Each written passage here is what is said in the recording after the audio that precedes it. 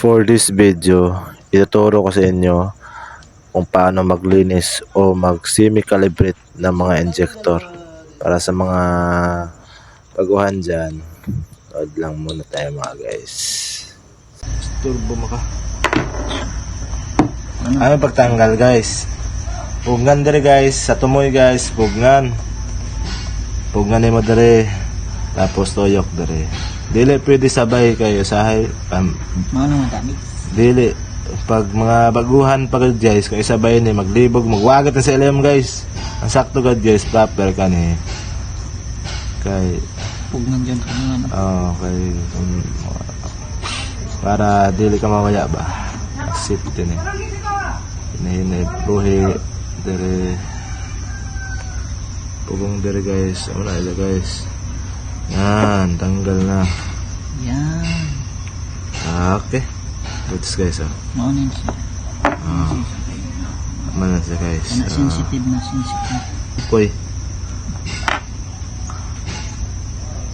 Ano guys?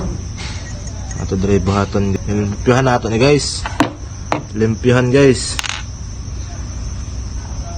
Dapat alam mo guys kung ano kanang proper guys kanang ato limpyuhan guys.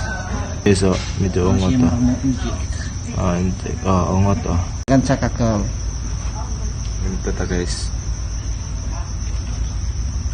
Limpyo guys.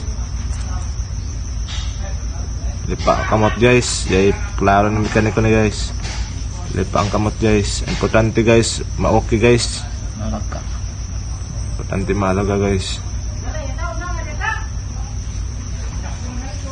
Metal polish ni guys, kani guys Metal polish ni dari.